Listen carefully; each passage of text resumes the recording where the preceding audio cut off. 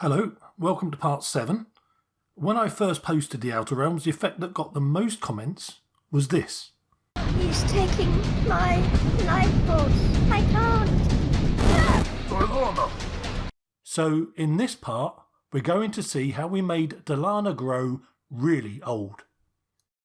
When Jay Haynes posted a tutorial on his excellent Film Sensei channel showing how to age a person in a video, I wondered whether it would work on an action figure. Once I realised it would work, I was desperate for an opportunity to use it. Initially, DILANA was just going to be defeated and fall down, which was a bit weak. Heroes should really go out with a bang, so this was a great opportunity to do something different with her. Here are the steps. I animated DILANA normally, trying not to move her head around too much. You might have noticed that she covers her face as she falls, which helps us out later on. I saved the animation out as an image sequence, and selected one of the images as a good representation of my figure. Then I transferred that image from my PC to my mobile.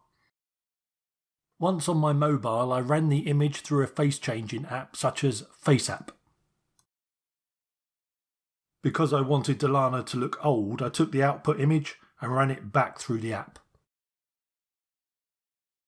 And because I wanted DILANA to look really old, I did it again.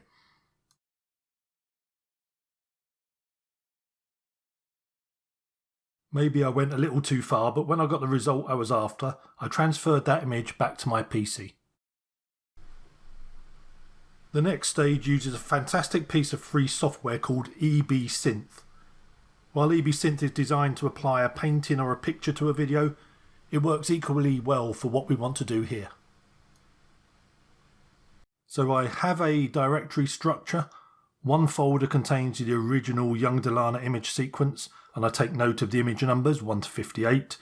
The other contains the image of really old DILANA that we transferred back from the mobile. We'll use this image as our key image for Ebsynth. It's image number 18. So this is Ebsynth, and in Ebsynth we'll drag the key image folder into the keyframes field, and we'll drag the folder containing the young DILANA image sequence into the video field. We then tell Ebsynth to process from image number 1, use image number 18 as the matching keyframe for our old DILANA image, and go all the way through to image 58. To start the process, we press Synth. Ebsynth will start doing its magic, and it will create a folder called Out, where it will store the transformed images.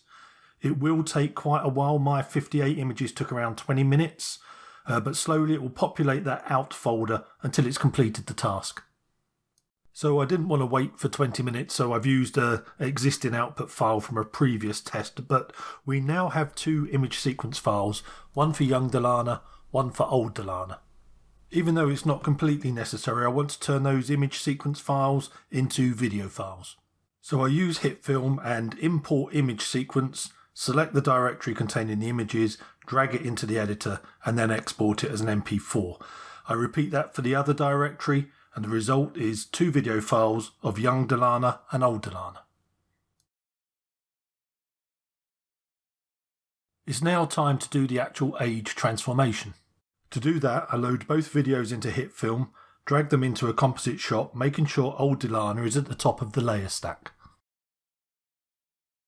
I don't like how the aging process has also affected the clothing, so I'll use a mask just to show old DILANA's head.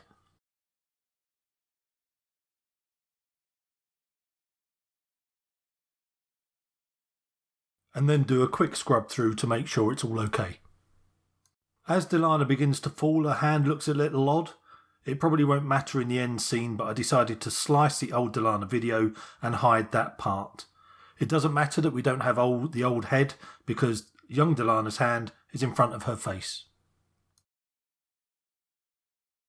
Now I can keyframe the opacity of the old DILANA video starting from 0, increasing to 100 over time, slowly revealing old DILANA to make it look as if she is aging.